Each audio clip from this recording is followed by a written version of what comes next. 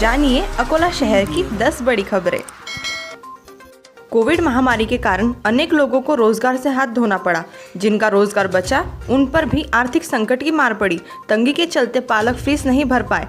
अब नए शैक्षणिक सत्र की शुरुआत हो चुकी है तो स्कूल प्रबंधक फीस भरने के लिए पालकों पर दबाव बना रहे हैं।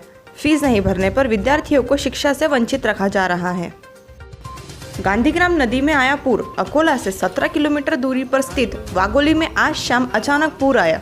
अमरावती और दरियापुर इलाकों में मूसलाधार बारिश के कारण पूर्णा नदी का जलस्तर अचानक बढ़ गया। पुलिया से केवल 2 फीट नीचे से बह रही पूर्णा नदी के इस पूर को देखने उमड़ी नागरिकों की भारी भीड़। अकोला जिले में लेडी हार्डिंग से शुरू हो सकता है गर्भवती महिलाओं को टीका लगवाने का अभियान।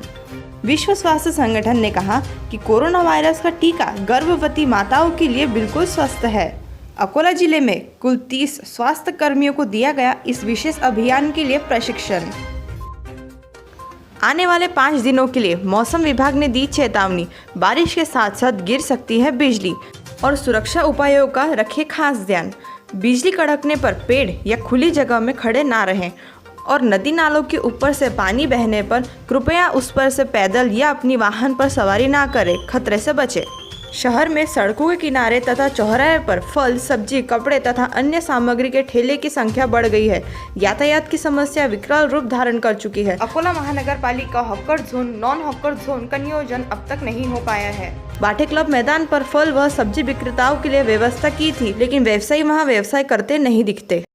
अकोला जिला सेंट्रल जेल में 457 कैदी हैं। इनमें से करीब 135 कैदियों को कोरोना हुआ था। वही जेल प्रशासन इस घटना से हिल गया था, लेकिन आवश्यक उपाय करने और सावधानी बरतने के बाद जेल अब कोरोना से मुक्त है। अकोला जिला सेंट्रल में 457 कैदी और 70 अधिकारी और कर्मचारी हैं। मुख्यमंत्री सौर कृषि पंप योजना का अब किसानों को अच्छा रिस्पांस मिल रहा है, क्योंकि किसानों को सिंचाई के लिए बिजली उपलब्ध कराने की एक सीमा है। MSEDCL के अकोला सर्कल के तहत अकोला, बुल्ढाना और वाशिम जिलों में अब तक 9,343 किसानों को सौर कृषि पंपों का लाभ दिया गया है।